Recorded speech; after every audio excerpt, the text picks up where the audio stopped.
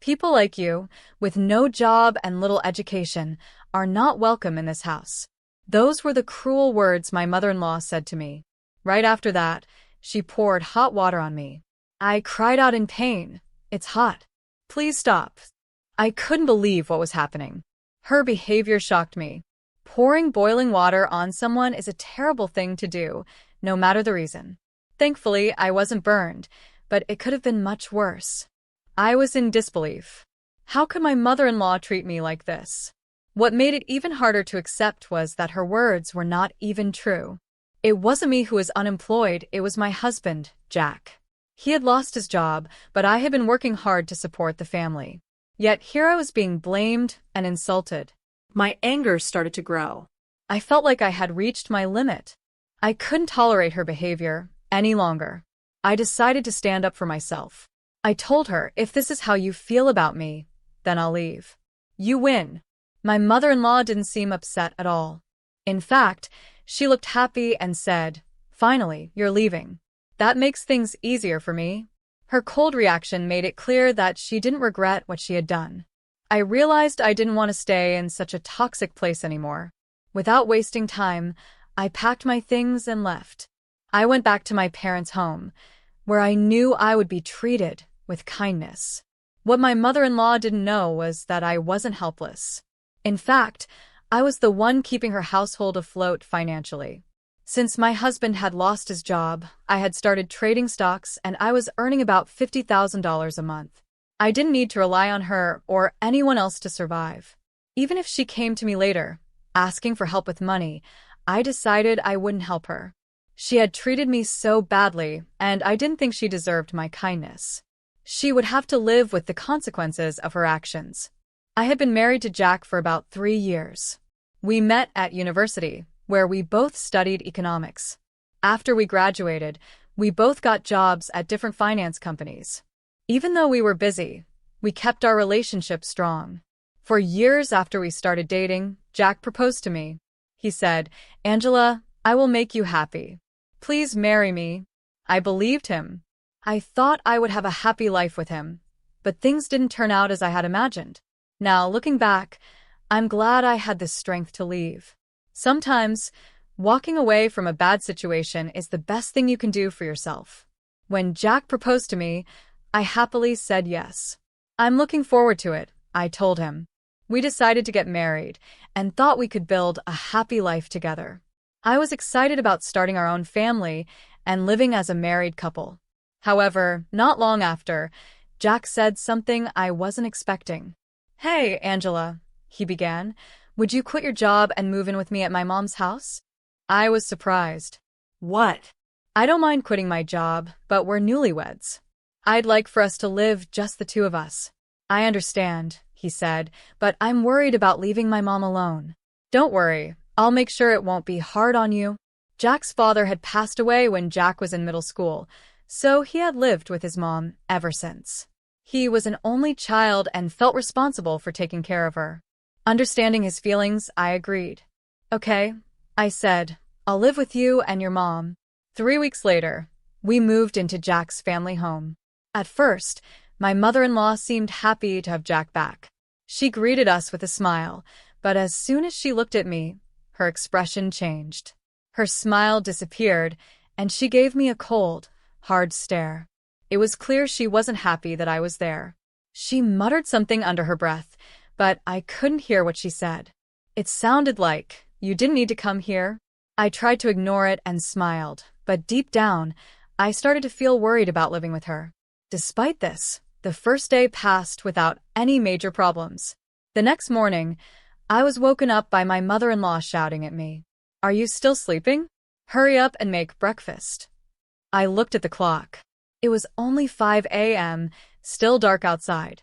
I couldn't believe she wanted breakfast so early. I sat up, confused. "Why so early?" I asked. "Don't just lay around because you're not working," she scolded. I was still half asleep but didn't want to argue with her, so I got up and started preparing breakfast. While I was cooking, she kept criticizing me. "Hurry up. Why are you so slow?" she snapped. I felt stressed and rushed, but I kept going. Finally, after 20 minutes, breakfast was ready. I'm sorry for making you wait, I said politely. You finally finished? Can't you do it faster? She complained again. Her harsh words stung, but I didn't say anything back. I realized this was only the beginning of what life with her might be like. As I sat down for breakfast, I couldn't help but feel uneasy. Living with my mother-in-law was already proving to be much harder than I had expected. I wanted to tell my mother-in-law that it was impossible to cook any faster, but instead, I just smiled and tried to let it go. However, she wasn't done with her complaints. What is this? The soup is too salty, she said, glaring at me. I don't think it's that salty, I replied cautiously. What are you saying? Are you implying something is wrong with my taste?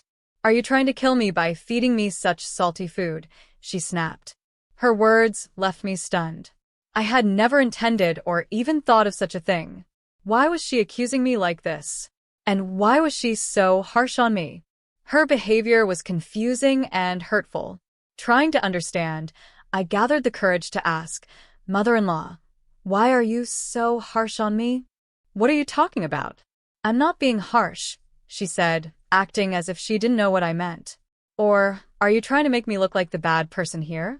No, that's not what I mean, I stammered, feeling overwhelmed by her attitude. Her pressure made it hard for me to continue the conversation. Finish eating, then clean the dishes. After that, there's laundry to do, she ordered. There's no time to rest. From that day on, my mother-in-law continued to treat me harshly. Every day, she criticized me over everything. It was exhausting, both mentally and physically. When I cleaned the house, she would say, "You missed the dust in the corners." When I did the laundry, she'd point out, "There's still a stain here. Are you even doing it properly?" After a month of living like this, I felt like I couldn't take it anymore.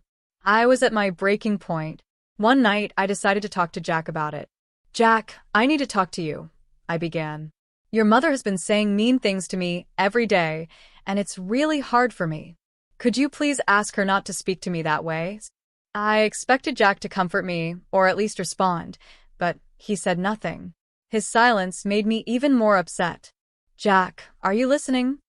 Asked again, frustrated. Then I noticed something odd. He looked pale, like he wanted to say something but didn't know how. "What's wrong? Did something happen?" I asked, concerned. Jack hesitated before speaking. "Actually, I've been fired from my job." I was shocked. "What? Is this some kind of joke?" "No," he said quietly. "The company had to lay off a lot of employees because profits dropped. They decided to downsize, and I lost my job." I couldn't believe what I was hearing. "So, you're unemployed now?" I asked, struggling to process the news. "Yes," he said. "Starting tomorrow, I won't have a job." I sat there in silence, unable to find the words to respond. My world suddenly felt even heavier. After receiving the notice that I would lose my job in a month, I realized I had only a short time left to work. Thankfully, I had been using what I learned at the securities company to trade stocks. In the beginning, it was tough, and I made some mistakes. But over time, I got better and eventually started earning about $50,000 a month. Because of this, we weren't struggling financially. I focused on supporting Jack and tried to forget about the daily harassment from my mother-in-law. The next day, I decided to stay strong for Jack. He had just lost his job, and I felt it was my duty to support him. My mother-in-law's harsh treatment continued, but I endured it for his sake. A month passed, and Jack officially became unemployed. At first, he made some effort to look for a new job. However, as time went on, he started staying home more and more, making excuses about why he wasn't applying to places. "Shouldn't you take your job search more seriously?" I gently suggested one day. "I'm looking," he replied. "But it's hard to find a company that suits me." It didn't seem like he was serious about finding work. I felt frustrated but kept quiet and continued to support our household financially. Meanwhile, my mother-in-law's treatment of me got worse. She constantly criticized me, and I started feeling more and more exhausted. At first, I thought I had to endure her behavior because Jack was unemployed, but as time went on, I no longer felt that way. I began to feel drained and unhappy every day. One morning, Jack left the house earlier than usual. It was unusual for him to go out so early, and I hoped he was finally taking his job search seriously. After he left, I got started on my usual chores. As I cleaned, my mother-in-law sat on the living room sofa, sipping her coffee. "Make sure you clean properly," she said sharply. "Don't miss any spots." I ignored her comments and continued cleaning. Suddenly, she threw a tantrum and started yelling at me. "How dare you ignore me? You're just a mere daughter-in-law. You don't even have a real job," she screamed.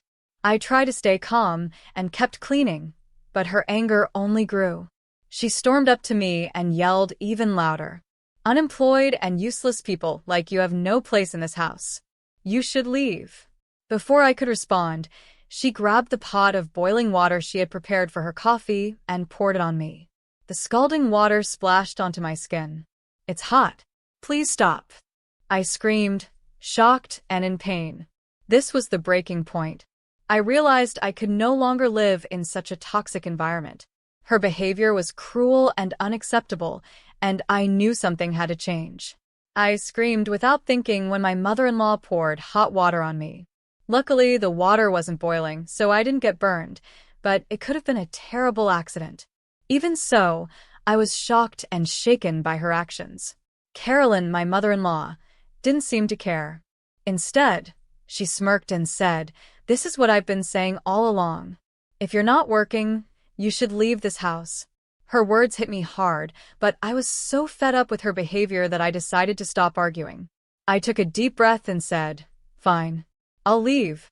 "Good," she replied, sounding almost pleased. "That makes things easier for me. Leave quickly." I didn't want to spend another second in that toxic house. I packed my things as fast as I could and left that same day. I headed straight to my parents' house. When I arrived, my parents were surprised to see me. They weren't expecting me, but they welcomed me warmly and made me feel at home.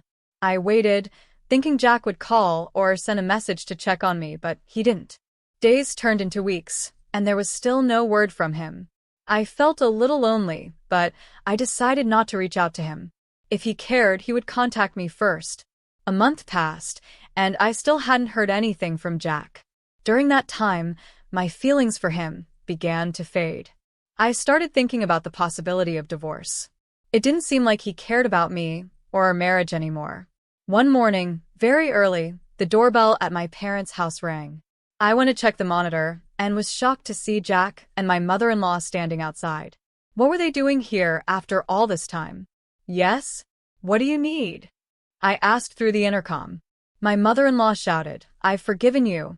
Now come back home." I was stunned. Forgiven me? For what?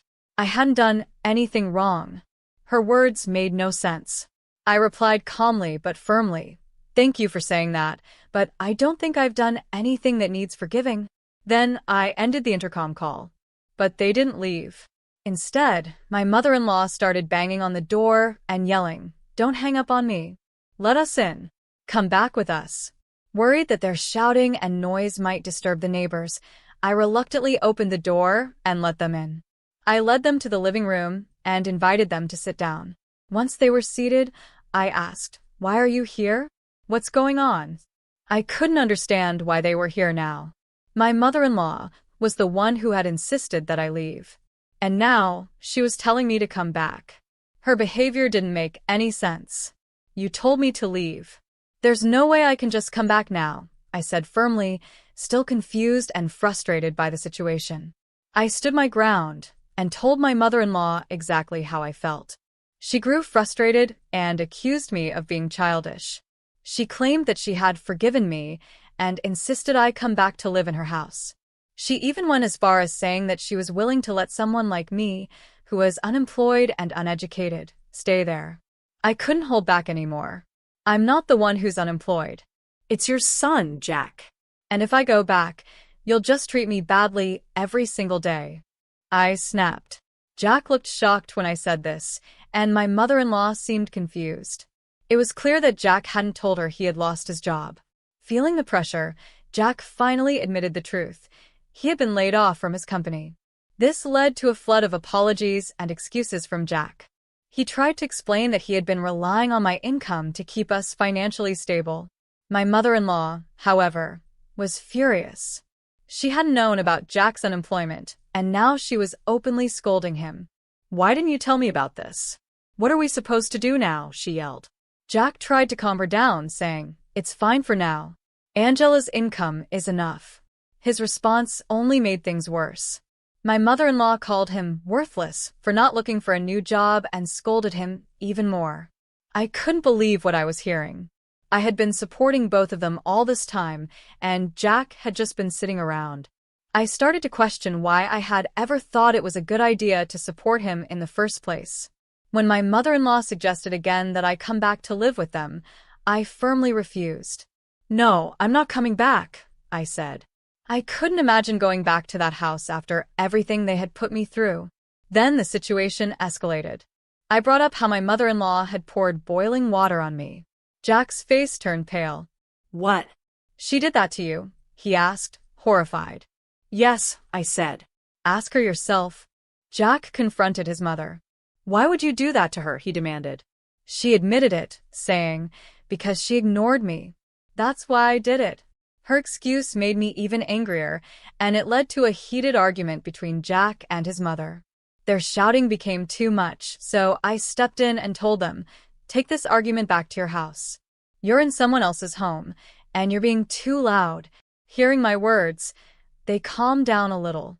Their bold and assertive attitudes softened, and they began pleading with me to come back. They promised not to treat me badly again. Jack said he would find a job, and my mother-in-law assured me she wouldn't cause any more trouble. But I didn't believe them. Their promises felt empty. I knew better than to trust them after everything I had been through.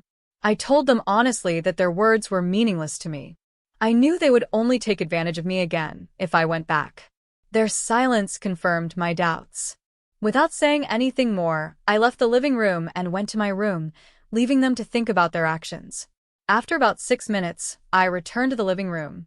They were still sitting in the same spot, their heads down, not saying a word. Frustrated by the silence, I asked, "How long do you plan to sit here without saying anything? It doesn't matter to me anymore." Instead of answering, Jack sighed deeply. He looked surprised when I handed him a piece of paper. It was a pre-filled divorce form with my name already signed on it. His face showed confusion as he looked at the document. "It's a divorce form," I said bluntly. "I've had enough. I can't stay married to someone who won't find a job and didn't even bother to contact me after I left." Jack looked shocked. "Wait, please. This is too sudden," he said, clearly upset. I found his reaction irritating.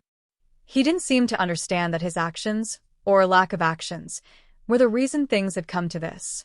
He had ignored me when I needed support and left me to deal with everything alone. "I've already made up my mind," I said firmly. "No matter what you say, I'm divorcing you." Jack still couldn't believe it. "Isn't divorce too harsh?" he asked hesitantly. "No, it's not," I replied coldly. "This is your fault." I turned to his mother, giving her the same cold tone. She was just as much to blame for how badly I had been treated. She didn't say anything, but her face showed resignation. In the end, Jack signed the divorce form, though he warned me, "Don't regret this later." But I felt relieved. "The one who might regret this is you," I said confidently. "I'll submit the divorce form myself. I don't need any compensation. Just leave me alone and go home." With that, our marriage officially came to an end. It may have seemed harsh, but it was necessary for me to escape the harassment from my mother-in-law and Jack's lack of responsibility. 3 weeks later, while I was relaxing at my parents' house, I got a phone call from my ex-mother-in-law. She sounded distressed. "The electricity and gas have been cut off," she said. "Did you do something?" I calmly explained, "I stopped paying for your and Jack's living expenses. That's why." Her tone changed. She tried to ask for my help. It was clear she was hoping I would step in and fix things for them, just like I used to. I could only help for 2 months, but even that seemed like too much. Her request felt unreasonable, especially since we were no longer together as a couple and didn't live in the same house. I told her no and suggested she ask Jack for help instead. After all, he had promised to get a job and support her. She didn't understand why I refused and begged me to help her, trying to guilt me by saying she was my ex-wife. Still, I stayed firm in my decision. I ended the call and blocked her number. After that, I decided to cut ties completely with my ex-mother-in-law, who constantly bothered me, and with Jack, who had always been unreliable. Once I made these changes, life at my parents' house became much calmer. I started focusing on myself and rebuilding my life. A few months later, while I was on holiday and checking stock charts, I got a message from Jack. He apologized for everything and admitted he had relied on me too much in the past. He also told me he had found a job at a factory recently. Even though he apologized, I had no interest in reconnecting with him or anyone from that part of my life. He also mentioned that his mother was still treating him poorly and asked if I could come back. After reading his message, I realized there was no chance of us reconciling. I blocked his number too. About 5 months after my divorce, a friend introduced me to a new man. He was reliable, kind, and treated me well. Even though he was older than me, we got along great. We weren't thinking about marriage right away, but I enjoyed the happy times we spent together. I decided to focus on the present and let go of the painful memories from my past.